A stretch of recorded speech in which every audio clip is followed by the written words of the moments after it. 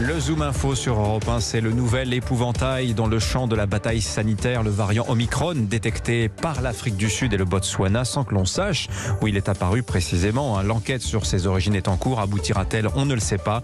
En tout cas, cette nouvelle souche est en rapide propagation sur la planète. Elle est déjà repérée un petit peu partout en Europe. Jamais un variant du Covid n'avait provoqué autant d'inquiétude depuis l'émergence de Delta. Alors on dit depuis un an maintenant que tant que la planète tout entière ne sera pas vaccinée, le surgissement de mutations problématiques est hautement probable. Or, les taux de vaccination en Afrique, notamment, sont particulièrement faibles. À qui la faute? Aux pays riches qui n'ont pas suffisamment donné de doses. On en parle ce matin avec la vice-présidente du dispositif COVAX. Bonjour Chrysoula Zakharopoulou. Bonjour. Bienvenue sur Europe 1. Vous êtes médecin, députée européenne, également membre du groupe Renew et donc coprésidente de COVAX. C'est l'initiative mondiale pour un accès équitable aux vaccins. COVAX, ça vient d'où, rappelez-nous? Alors, dès le début de la pandémie, sous l'impulsion du président Macron, toute l'Union européenne, avec l'Organisation mondiale de la santé, on a mis en place un mécanisme pour répondre à la pandémie. Parce qu'on savait que le jour qu'on va trouver les vaccins, il y a beaucoup de pays, les pays, disons, pauvres, qui ne pourront pas acheter des vaccins. Alors, c'était une question de solidarité internationale, mais de l'autre côté aussi de sécurité. Parce que comme vous avez bien dit, quand on est face à une pandémie, il faut que nous sommes, disons, tous vaccinés. Et ce mécanisme a été créé pour cet accès équitable. Alors, le problème étant que, disons aussi que COVAX a été une réponse apportée à ceux qui plaidaient pour qu'on fasse tomber les brevets dans le domaine public et que chacun puisse produire des vaccins, ce à quoi les laboratoires et de nombreux États, à commencer par la France, se sont opposés en disant la générosité fera le travail. Vous en êtes où exactement avec COVAX? Je regardais les chiffres et je lisais d'ailleurs une tribune que vous avez co-signée à la fin du mois d'octobre dans lequel vous êtes lucide, vous parlez d'un revers de COVAX. On en est à pratiquement 8 milliards de doses administrées dans le monde. COVAX, c'est 400 millions, donc c'est 5%. Pardon c'est un petit peu plus. Oui, 500 millions, je crois qu'on vient de passer 563 millions de doses de vaccins ont été distribuées à 144 pays. Oui, mais vous espériez 4,5 milliards de doses. C'est à peine 10%, un petit peu plus de 10% seulement des doses que vous avez reçues. Oui, mais il faut expliquer pourquoi. Oui. Parce que, vous savez, la critique, je la comprends, mais il faut comprendre ce qu'il est passé. Je vous rappelle qu'au début de cette crise, on a eu un problème de capacité de production au niveau mondial. Décembre, janvier notamment. Était insuffisant.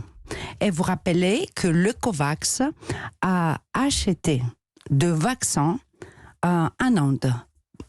Et la crise sanitaire qui a eu lieu en Inde le mois d'avril cette année, c'était un moment crucial parce que la Inde a fermé les exportations. Les COVAX, ils n'avaient pas, le mécanisme COVAX, ils n'avaient pas de vaccin pour pouvoir distribuer. De l'autre côté... Vous aviez passé commande, mais l'Inde, ne voulant plus envoyer ces vaccins à travers le monde, ces commandes n'ont pas abouti finalement, c'est ça? Ça veut dire que si un mécanisme, il n'y a pas de vaccin, ne peut pas distribuer d'un côté. C'est pour cette raison aussi, le fait que la production était insuffisante, nous avons mis en place les donations, les dons des doses. Que les États qui ont acheté des doses et qui les reçoivent vous en redistribuent une partie de façon à pouvoir vous faire votre travail, c'est-à-dire vacciner les pays les plus pauvres. Exactement. Et alors ça a marché ou pas? Est-ce que les États ont joué le jeu? Vous ont-ils donné des doses?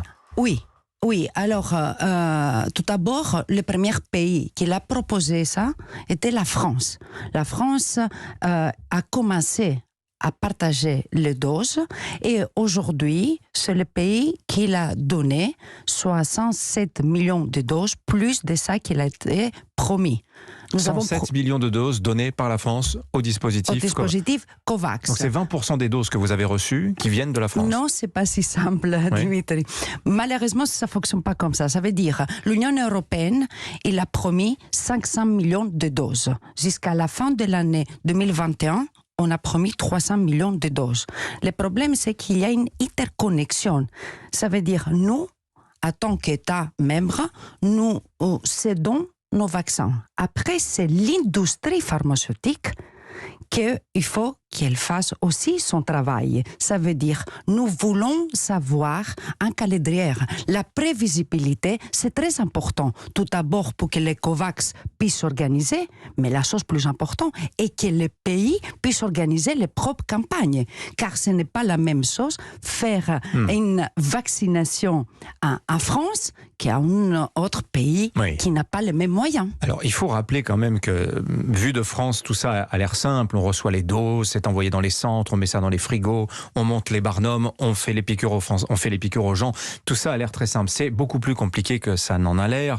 Ce matin, le président de Moderna, Stéphane Bancel, s'exprime dans les colonnes du Financial Times et il dit une chose intéressante. Il dit on nous accuse, nous laboratoires, de ne pas donner de doses au monde, de ne pas alimenter le dispositif COVAX. Il dit d'ailleurs qu'il y a 70 millions de doses de vaccins Moderna dans les entrepôts de COVAX qui ne sont actuellement pas distribués. Il ne vous accuse pas.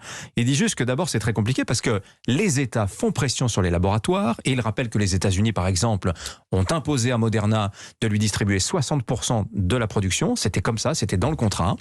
Et il dit ensuite, c'est pas le tout d'avoir les vaccins. Il faut que sur place, quand elles arrivent dans les pays africains, qu'on ait les frigos, que la distribution soit assurée par les États, etc., etc. Il a raison, Stéphane Bancel.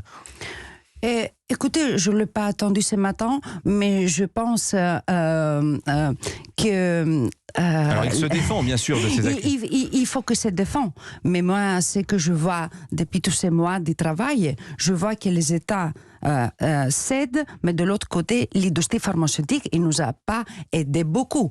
Et aussi... Mais de quelle manière pouvez-vous préciser, justement, les reproches que vous faites? Parce que quand on demande, donnez-nous une prévisibilité. Dites-nous quand ils vont être prêts pour qu'ils puissent arriver au mécanisme COVAX. Et après, il y a UNICEF, vous voyez, il y a un mécanisme jusqu'à le moment que le vaccin parte de l'usine pour arriver au bras d'une personne. Alors, ça prend du temps et il faut que s'organise pour éviter de perdre, de jeter des vaccins à un moment qu'on a besoin.